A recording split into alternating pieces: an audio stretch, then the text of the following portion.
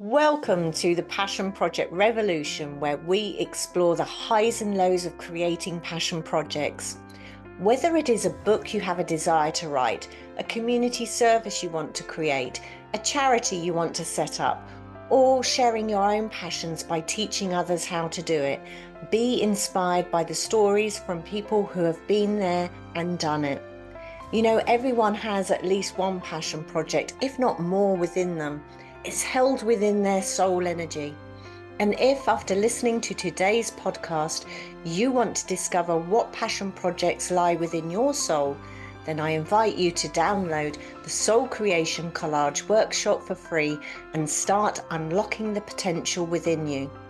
You'll find the link in the information section. But for now, sit back and enjoy this inspiring installment of the Passion Project Revolution. Hello and welcome to another episode of the Passion Project Revolution. And today I am joined by the lovely Kathleen McDermott, who is a certified health and life coach, specialising in supporting women through menopause, life changes, and also through an intuitive eating approach. Kathleen, can you talk to me a little bit more about what your project is and who it's really helping? Sure. So thanks for having me, Jane. This is great. I love the work you're doing. And I think getting this message out is so important. And I can talk a little bit about how I got here and what exactly it is that I do. Yeah. So I've been a registered nurse for over 24 years. I have my master's in nursing education, and I had a very fulfilling, wonderful, busy career. Quite stressful at times, as anyone in healthcare knows, especially during COVID. And what happened was, like most women, I was busy, and I also then entered perimenopause and then full menopause. Full menopause, I was 44, which is a bit young, but I have three sisters and my mom who had the same journey. So I knew that the full menopause was easy to define. So that's having no periods for one full year. But the perimenopause was really probably 7 to 10 years prior. So that was my late 30s. We were raising two children. I was building my nursing career. And there was a lot of changes I was feeling. And I've not always been very good at making the healthiest choices when I'm under a lot of stress. So I would rely on food, namely high sugar. I started to rely on red wine, and it was not making my symptoms any better. No surprise there. It was making my symptoms worse. I wasn't sleeping. I had the hot flashes, night sweats. My mood was not good. And I just knew that something was off, and I wasn't getting answers from my doctor that were helping me. And I didn't try HRT at the time. I really needed to educate myself better, which in hindsight now I know was a missing piece. But with all the stress I was feeling, and I was becoming more and more unhealthy, I gained over 20 pounds because we lose muscle mass with the drop in hormones. So I wasn't changing anything. If anything, I was making my habit choices worse. So it's no surprise that I would gain the weight and be even more tired and exacerbate my symptoms. So all this, along with having a full career, raising our children, and all other responsibilities that we have as women, I started to recognize that I needed to get help. So I sought out a health coach, and it was a game changer. She gave me the support I needed. She held me accountable. She was kind and compassionate, but she was very clear in calling me out on the choices I was making. Yeah. Right. So there was no sugarcoating it, that I knew I needed to put these changes in place if I wanted to reach the goals that I had set with her. So I then became certified as a health and life coach to help women in menopause, which brings me to your question, and my answer being what I help women do. So I coach women to get clear on what their goals are, right? So I have to meet them where they're at. I'm not a weight loss coach. I don't believe in diets. I've done a lot of them. I believe we go back on them because they don't work. I believe getting clear about meeting your needs without food, without all of the other unhealthy choices, and the list goes on, as many of you know, and the listeners. So we can always use things to be a little Band-Aid that might help in the moment, but are going to make things worse for us mentally and physically. So I help women set goals, look at their top menopause symptoms that they'd like to holistically manage. I can guide them to having a talk with their doctor about HRT, because that is another piece of what they can do. And then eating issues have come up a lot. It's something I struggled with when I was younger, an eating disorder. So that can show back up for a lot of women in midlife. They're kind of scrambling to figure out, how do I feel better in the moment? And of course, we reach for what we're accustomed to unless we pull ourselves out, get the support that we need. So that's what I help women do. I have a website with a blog. I have some free resources. So there's a lot of tools that I help provide as well. I think it's like, I love something that you share, a statement that you share on your website, which says menopause is inevitable, suffering is not. And it's like, we cannot, as women, we cannot avoid the menopause. It's going to happen. And I think that over the years, what has happened is that more and more people are talking about the awful side effects of going through menopause, perimenopause, and menopause. And so what happens is you hear all of these horror stories and you start to kind of dread that period in your life. And it's almost like you're bracing yourself for it. I remember I read an article once that said, if you struggled with your periods with, I can't even remember the word now. PMS, right. PMS, that's it. If you had really bad PMS, it's likely that you're going to have a horrific menopause. So I really did have dreadful PMS. It was absolutely awful. And so in my head, I was like, oh, it's just going to be horrific when I get to menopause. And I think by having a health coach, someone to guide you through the process, you're not alone, and you're being sort of pointed in the direction of things that are going to help, rather than people just other women just saying, oh, isn't it awful, it's shocking, I have this, I have that, I can't do anything. Because it's like, I don't know if you have the phrase over there in the States that misery loves company. Yes, we do. Yeah.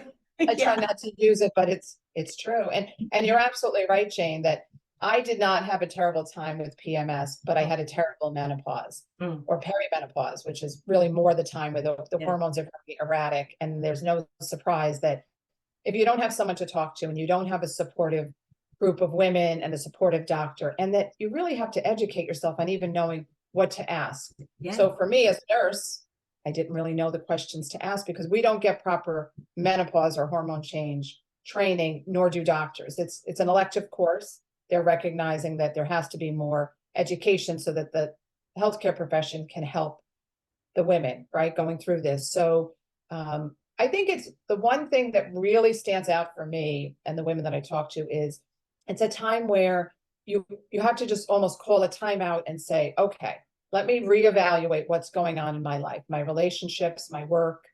Am I asking for what I need? Am I setting boundaries? Am I allowing people and things that are draining me to be moved to the side? So I think it's a wonderful opportunity to really get clear about what's working or not working for you, which is not easy. I don't profess to say once you figure that out, you'll live your life happy, but it can really be a great opportunity to say, enough is enough. What am I doing that I've been carrying with me maybe my whole life? And it's now just like a light has gone on that says it's time to take a closer look at the people and things that are there to help and support you, and then the ones and things that are not. And you don't have to get angry. You don't have to start getting rid of all the things. But I think one or two things is okay. And it can be very empowering for you to say, I need to switch careers, or I need to, look at my friendships or my relationship and see, is it really something that maybe it can just be changed, right? Maybe you need to communicate and you can stay in your job and in your relationships, but you need to be more clear. And people don't always welcome that, because if you've been someone who's a people pleaser and hasn't set boundaries, it rocks the boat a bit. Yeah. So you have to brace yourself for that. And again, from a place of kindness and kindness for yourself and for other people, change can happen. Yeah, yeah. So when did you first have the vision, as it were, to become a health coach and to be working specifically with women and menopause? It was very clear to me. I had a pretty important job as a nursing supervisor, and I had a lot of responsibility. I worked in the office. Occasionally, I would go out and see patients, but it became very clear that I needed to leave what I was doing. Mm. I had to get out and get the message out there. I needed to be the vehicle I didn't know how it would look. I knew that I would do coaching, but it's a big endeavor when you decide to leave your full-time career that monetarily is important for my husband and I. But I made a plan. I became certified while I was still working. Mm. I created a website with the help of a friend. And it just was something that I put in place. And I would recommend that for anyone that wants to become an entrepreneur. You need to overlap, but be clear in what it is you see your vision being. And I have not doubted what I'm doing for one moment. It's very hard work. I left my full-time job in June. So I would say about a year before the business really started, I knew what I needed to do. So I Mm. put the plan in place. And I just know that I wish I had someone like me, and I did hire the health coach. She wasn't specifically in the menopause space. So I knew for me, the menopause space and the intuitive eating was something that really spoke to me. Yeah, and I think it's really important what you were saying about having that plan of, well, this is what I know I want to do, but I'm currently in full-time employment, and then sort of having that crossover, um, so that you're not just like going from full-time employment, job security one day, and then bam, you're on your own. Because that can be, that can trigger so much anxiety doing Sure. that. And so it's like it's almost like you need to be, there needs to be that crossover period. And I think one of the things that I've noticed in coaching other entrepreneurs is that you also have to give yourself a date, because sometimes you can coast in that Mhm. full-time job security and spend a little bit of time on doing this and doing that towards your business, but ultimately having a date, this is when it's going to be ready, when I'm going to hand my notice in, and when I'm going to start up. So when you were at that point of, you'd left your full-time nursing career and you'd done some of the preparation in terms of setting up your business, what were the first 6 months like in in your new business? Yeah. Pretty tough. And I did end up hiring a business coach, someone I had listened to on a podcast for a few years. Mm. And her message really resonated with me. So it's a group of women. Actually, there's men and women. I shouldn't say just women, mostly women. We get together once or twice a week virtually. And it was a really good way for me to understand, because I know healthcare. I know I became certified as a coach. I've coached women. So I know how to do that. But being an entrepreneur is a whole other piece. Yeah. So I had to understand the first things that I needed to put in place. So setting goals, figuring out my niche, but my niche has changed. It didn't start out as specific as it is now, which I was told would happen. And not to become frustrated, because I tend to like a plan and I like to stay on task and know what the next steps are going to be. And it changes all the time. So I have a weekly plan. I stay very busy every day. We do help with our grandchildren one day a week. So that's great that we're able to do that. It allows me the flexibility. But networking it was the first thing really that I had to do to get the message out. So I'm on social media. I've spoken at local hospitals and libraries here in the surrounding area where I live. Mm. Because you can build your website, but really just because you build it doesn't mean they're coming. That's a myth. Some people will find you, but SEO, search engine optimization, I had to learn a lot about that. I actually like writing and learning about that because it helps me really Mm. focus on what what women are searching for. So I can't just write whatever I want. I tend to pick topics that interest me and I know are helpful to my ideal client, but I have to word it in a way that it's what they're searching for and watch my competition, because being in the medical field, I have WebMD and all these big name Johns Hopkins. So I have to compete in a way that makes me unique to the message they're putting out. Yeah. So Yeah. And I think you made a really, really important point there about just because you've got the qualifications with the nursing background, with the coaching background, and you've got the passion and you've got the vision, doesn't necessarily mean that automatically what business skills you need to do or what you need to do in terms of setting up a business is it's a whole new ball game, isn't it? And quite often when you are setting up on your own, you don't have the funds to hire someone to do that or to do, something else. You've got to learn the skills yourself. And I think that's where perhaps a lot of people give up on their dreams. They give up on their vision because it's like, I don't know how to set up a business. I don't know how to do this. It's just too hard. And so you need a lot of patience with yourself. And like you say, it's just being part of a community where, you can learn together, you can share and you can support each other. It's absolutely invaluable, isn't it? And so, I think that's the yeah. key thing. Sorry, Jane, to interrupt while you're on that topic. It can be very lonely, and I tend to like being on my own, setting goals most of the time, but I like to also be around people, and especially like-minded women that are doing something similar to what I'm doing. Helps me. It motivates me when I hear their message, when I listen to podcasts, or being part of, say, Facebook groups or with the business coach and the community. It really lights a fire under me that Yeah. I think working on your own, it can be hard some days to find that. Absolutely, absolutely. And so what do you feel has been your biggest lesson in terms of setting up your passion project? The biggest lesson, I guess, you can't sit behind your computer and hope that you can reach all of the people that you want to. It's getting out and physically going to brick and mortar businesses, and whether you reach out in a phone call or an email, and then you physically go and see if what you have is something that this business needs. And, that's a big part of it, I think, is realizing that I know what I'm doing is important and I want to help other businesses in healthcare hire me, because that's another area that I can offer help. But they have to feel that I'm in some way helping their business, right? So, that's kind of how it works. I think networking is one of the biggest lessons, and that it doesn't just come from social media. That I have a newsletter I put out. So I have my email list is growing, and that's important to me. My website and my email list, I own them, right? They're not going to go away. Whereas social media, it's here today.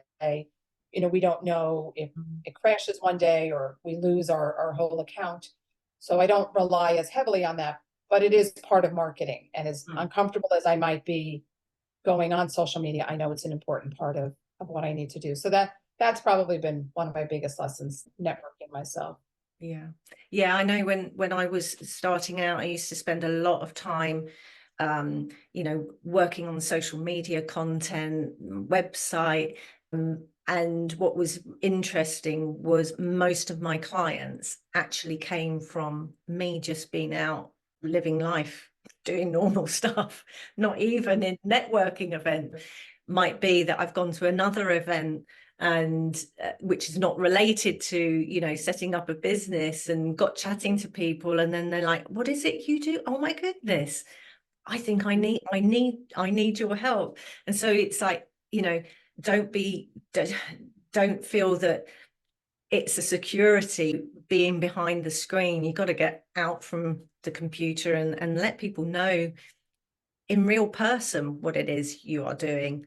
Because I'm an energy healer. I work with energy, and I think a lot of the time people will warm to you through your energy, which is something that you can't always get across in a website and a social media post. So Sure. Thank you for sharing that. So do you have any guidance, and what would be your one piece of guidance for someone who's got this idea, they want to set up their own passion project? What would be your sort of top tip for them? I think the top tip that comes around again and again for me as I write, as I coach, as I, you know, change the copy on my website or give out free resources or what's called a lead magnet in exchange for people's emails is you have to figure out what the problem is your client has and how you can solve that. That's the question and answer that has to keep coming up so that you can get back to creating business for yourself. So if you're writing, say for me, if I'm going to write about dry skin and menopause, because it is a symptom, but it's not that important to a lot of women when they have so many other symptoms that are more concerning. They're not sleeping because of the hot flashes. Then their mood is not good because they're not sleeping. Then they're not choosing good foods and they don't bother working out. So the sleep, solving the sleep problems for my clients is super important because it will trickle into helping with a lot of other problems. So as much as dry skin is a problem, it's not what's going to bring me clients is that, oh, I can help you have less dry skin. So I have to continually research what those keywords are and phrases and their jargon that they're using so that I can make sure I'm solving their problem. So I would say for new business owners, just make sure they understand who their client is, what their pain points are, and how they can solve their problem. Yeah, brilliant. Thank you so much. So Kathleen, if anyone's listening and is like, oh my goodness, I need to work with Kathleen. I'm at that time in my life. I really need her help. What's the best way that anyone can contact you? So they can go on my website, Women, WOMEN, and AND Balance, Women and Balance. My email is womenandbalance@gmail.com. So if they go on my website, they'll see all about me, what I offer. They can sign up for my newsletter. They can sign up for a 30-minute free discovery call so we can talk about how they're doing, if we're a good fit, if I can help them.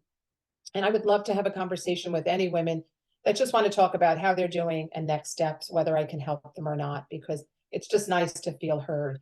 And on my resources page, they'll see a symptom tracker, how to stress less and sleep better, 10 recipes that are high in protein and fiber, which are super important to women in midlife, and also a document that talks about self-care and intuitive eating. So it's a good place to start, to sign up for my newsletter, to reach out for me for discovery call. And I'd love to have a conversation. And Brilliant. I'm on social media as well, also Instagram, Pinterest, and LinkedIn with my name, or with Women in Balance is the same handle. That's brilliant. Thank you. I might even download the information about protein-based recipes and things, because I know it's a major thing, isn't it? When we need more protein when we're going through that. Yeah, for sure. Losing muscle mass, you need the protein. We need to do strength training, even if it's for 10 or 15 minutes a few days a week. It's just really important to help with our physical and mental health. So thank you so much for joining me today. It's been an absolute pleasure to talk to you. Thanks, Jane. Yeah, this has been wonderful. Thank you so much. Thank you so much for joining us today. Has this podcast sparked an interest to create your own passion project? Remember, everyone has at least one within them, something that they have a strong desire to create or deliver, not always for profit, but for the sheer love of it. Your soul was designed in this way to help you find fulfillment in community energy. Sadly, what happens to many people is they get so caught up in survival, they forget why they chose to become physical in this time and space. But when you discover what passion projects lie within your soul, it triggers a massive uplift and a flow to inspiring energy. Basically, it feels really good and exciting, and you'll feel the momentum to take action, to create your own passion project.